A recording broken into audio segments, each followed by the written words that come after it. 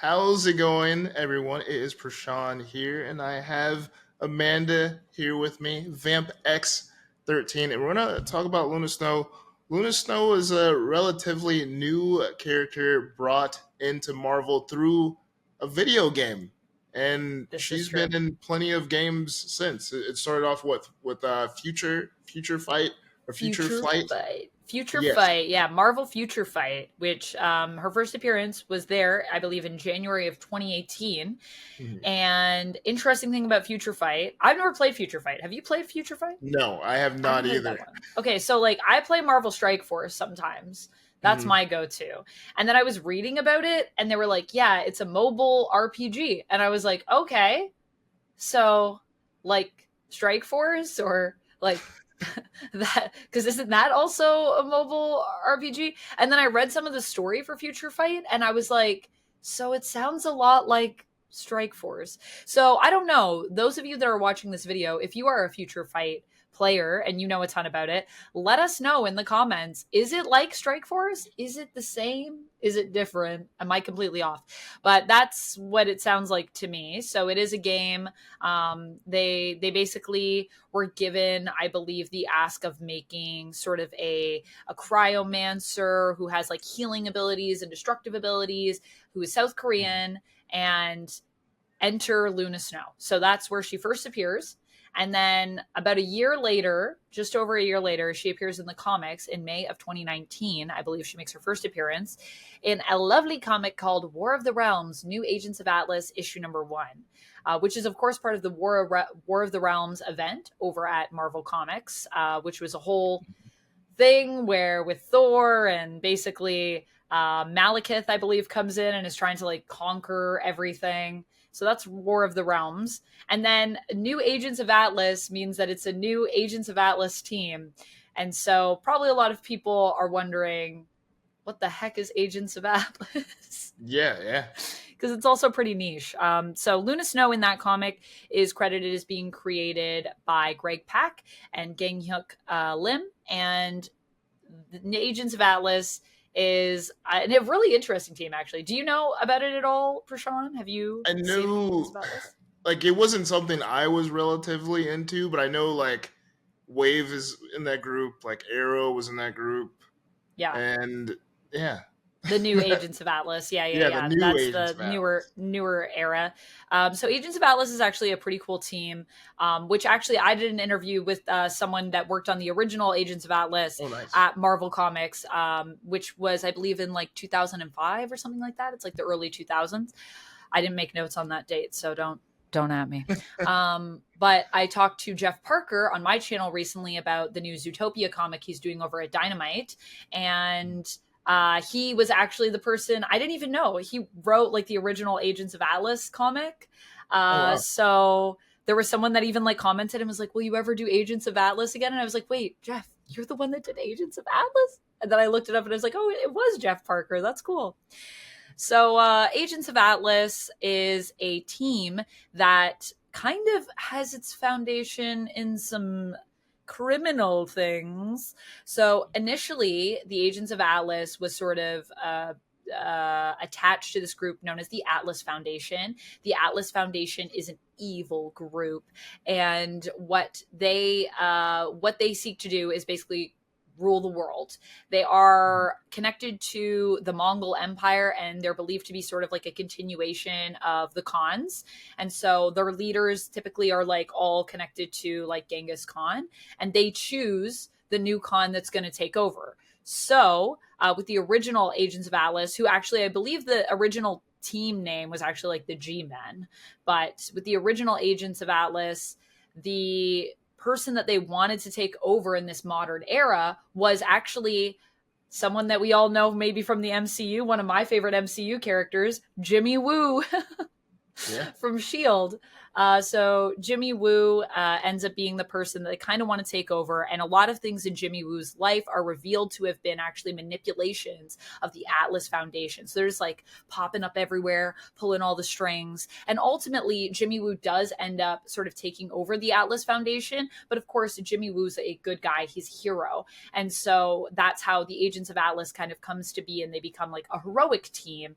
And ultimately, it comes from them wanting to pursue a mystery of what happened to Jimmy Woo, who is, of course, he's an older character. So he's kind of like really old. And then basically he gets turned into a younger version of himself. They basically like kind of rebuild Jimmy Woo. So we get a younger version of him. And it's the younger version of him and his group that tried to figure out what happened. And that's how the Agents of Atlas kind of comes to be as we know them today in the comics. But they obviously still have that tie to sort of the Atlas Foundation, which now is run by Jimmy Woo. But so sometimes they're like waiting for people to come and accuse them of being like criminals because technically the Atlas Foundation is a criminal the stigma of the old Atlas foundation. group. Yeah, the old Atlas Foundation, which is evil. So that's basically the Agents of Atlas and sort of where they're at now. The original team. Oh, wait. Yeah. So I did make notes on this. I lied. The Agents of Atlas team was created by Jeff Parker and Leonard Kirk and first appeared in the comics in 2006 in their own series. But fun fact about them, I believe they get their name from one of Marvel's original names as a publisher, Atlas Comics. So Jimmy Woo was originally a character that was published with Atlas Comics. So if you know the history of Marvel and how they used to be like timely, have you heard about that? Mm-hmm. Yeah. Yeah. So they were timely, then they were Atlas, then they were Marvel. So fun fact. So that's There we probably go. why we call them as well, like the Agents of Atlas, because it's a kind of a callback to those really old school days. They also have a good relationship with Atlantis through Namora, who has been a member of the team. So they're also pretty tight with the Atlanteans usually. So that's a thing. Or I did this, but like I guess I should do this. This is more like Black Panther and Namor. This is Agents of Atlas and Atlanteans. So that is the Agents of Atlas, and Luna is connected to them today, even. Oh yeah, I forgot Silk is in there too. Silk's in there too. I know. Agents of Atlas is just like kind of these really fun characters that I feel like maybe aren't as much like at the forefront of Marvel. Like when just, you know, everyday fans think of Marvel, they might not think of characters like Silk or Arrow or Luna Snow, but they do have this little presence. Or Brawn, who's also great, Amadeus Cho, who we'll talk about a little more too. And we have Luna Snow's origin too. So she Yeah, started let's off talk about that. as a K-pop star. Yes. So Luna Snow actually was raised by her grandmother. Her parents died when she was very young. And in sort of her attempt to make money for her family, she ends up becoming a K-pop star. So she actually goes to school and trains to become an idol in Korea and succeeds, which is honestly super impressive because it's actually really hard to become an idol in Korea. Like a lot of work. You have to be able to sing and dance and you have to look amazing. You have to be able to like basically also be a model. It's like you have to be multiple threats in multiple categories to make that. So she does end up making it and she starts her own group. So she's the founder of a group that is called, I want to say it For Light. I don't know if it's ever been said, but I like the way that sounds. But the actual name is 4L1T. So I don't know. How would you say that? What do you think as a K-pop group? For light?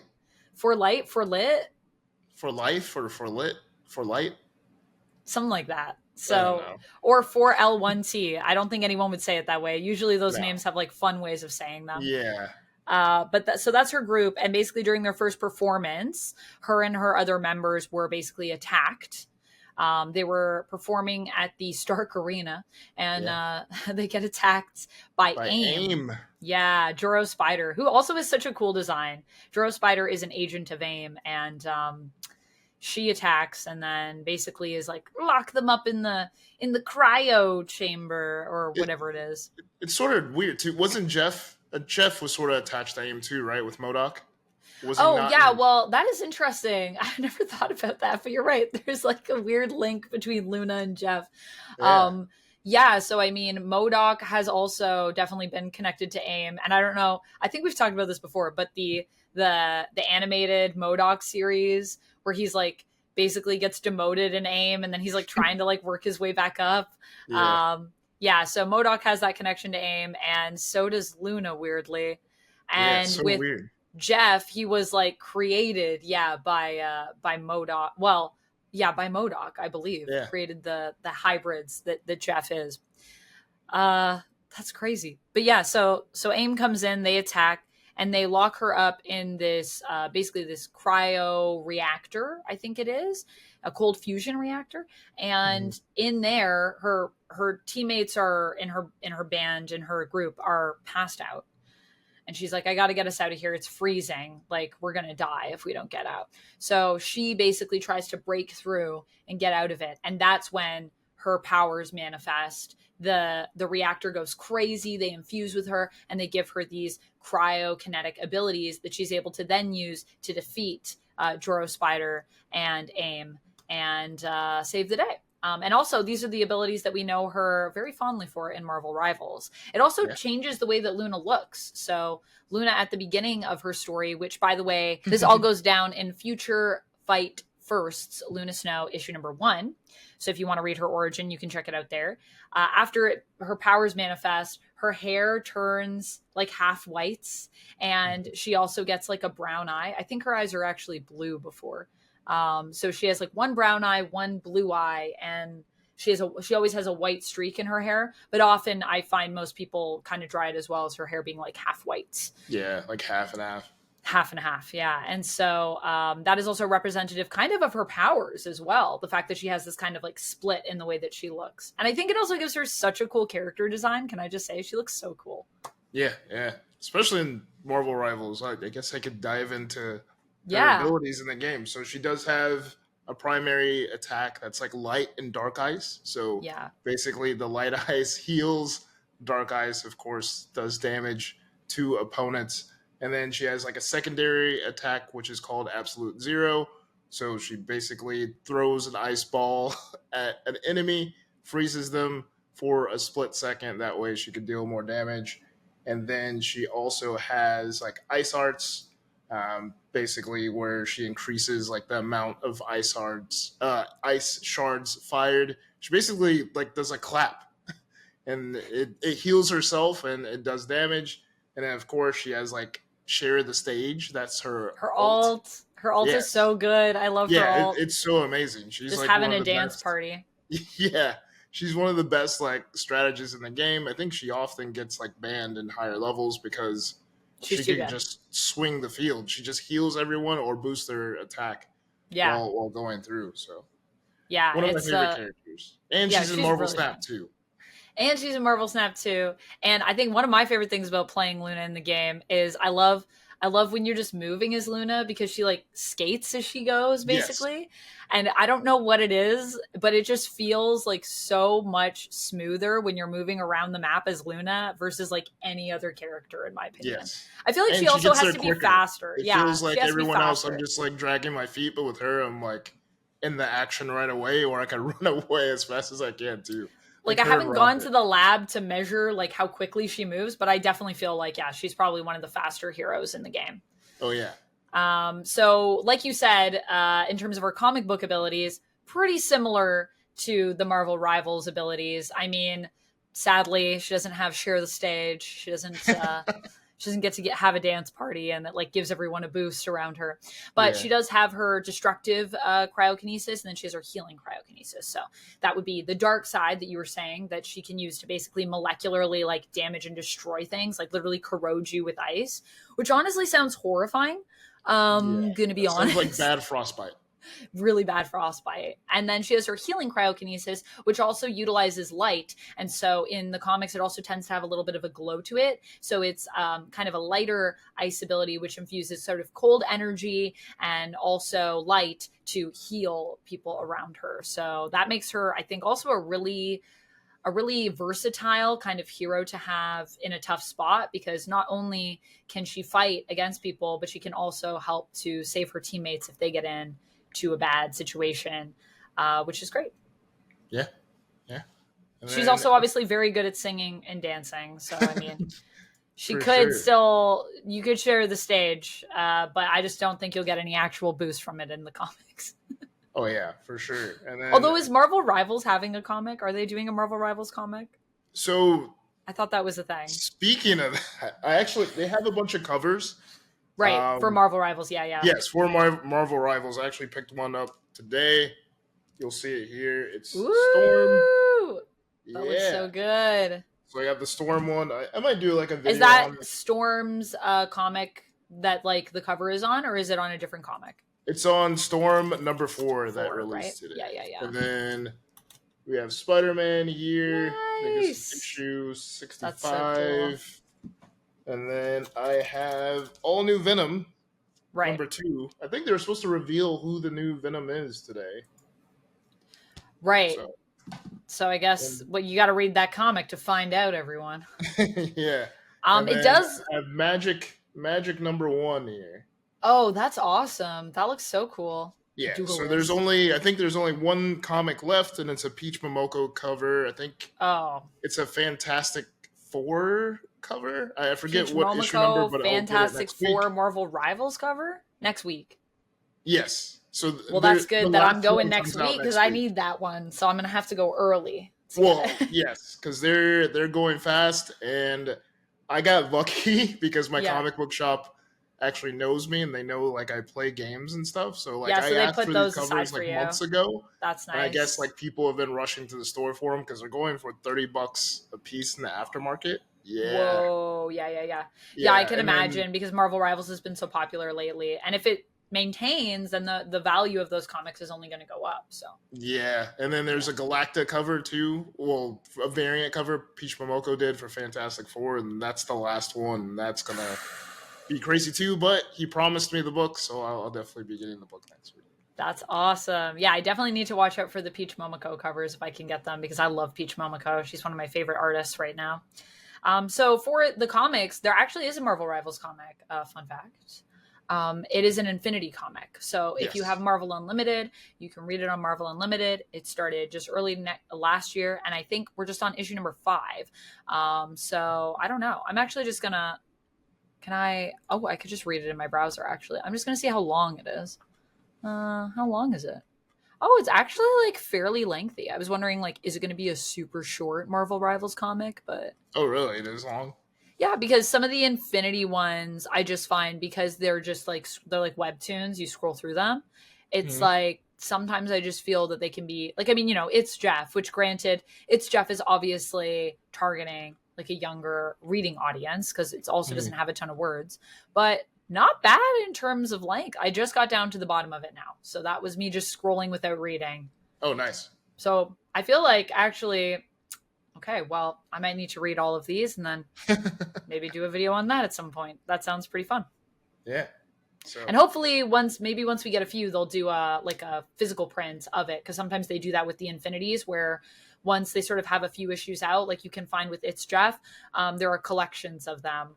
And I have literally bought multiple of the same issue for It's Jeff because there were too many covers that I wanted. So yeah, I think I have a few of the It's Jeff covers too. and you know what? When those came out, I bet people didn't know as It much was the about same book Jeff, right? Yeah. or the It was same just book like, over and yeah, over. whatever. And then, but now it's like, now we have multiple covers, multiple copies of that. And I bet you as time goes on and Jeff continues to gain in popularity, those are also going to be worth something. Yeah. Because I was yeah. like, I don't know if I needed to buy like 5 of these, but now I'm like, they'll probably be kind of collectible. Yeah. I think that's it for Luna Snow. She's Pretty much it. pretty much a K-pop icon. Yeah. And, She is also shipped with my boy Amadeus Cho, which if you don't know yeah. him, he's We're kind of supposed to within talk the about Hulk love family. interest. Yeah, so that's basically her main love interest, I would say, is Braun, Amadeus Cho, who is tied sort of to the Hulk family, but is not Mhm. related to Bruce or anything like that. Amadeus Cho basically is a super smart guy. He's one of the smartest people in the world in Marvel Comics. And Mhm. he, at one point, tried to help Bruce because obviously Bruce has this very complicated relationship with the Hulk and didn't really want to be the Hulk. And so Amadeus was trying to help by like taking the gamma radiation, like sort of from Bruce, so that he didn't have to be Hulk, which resulted in him becoming a super smart Hulk. So he has his own series, which is totally awesome. Hulk is one that he's in, which is super fun. And then he also is known now as Brawn. And he, I believe, has always been able, I think, to keep his smarts while he's the Hulk. I don't know if he had a time where he lost it, but if he did and I missed it, let me know where that happened down in the comments because I'd love to read it. Yeah, for sure. So, yeah, that is it. Thank you, Amanda, for hanging out and let us know about Luna Snow a little bit more. So, thank you for till having next me. time, till next random character that we talk about that might not be so random because everyone knows who they are now. Yeah, I mean, and I'm sure there'll be more random characters to come, which is my favorite. I hope we get lots of random characters in Marvel Rivals. Yeah. They're my favorites. Oh yeah, for sure. And then all of a sudden their key issues will go up. Yeah. Out of nowhere, and then we can buy now. We can tell you who they are and tell you if you see those Luna Snow comics, grab them. If you see that Agents of Atlas with Luna Snow, grab it. You know. I think I actually got it in the $5 bin the other day. So really, yeah, that's a good one to hold on to for sure. $5 bin. That's a good deal. Yeah. So all right. Till next time. Thank you guys for watching, and peace out. Stay nerdy. Bye.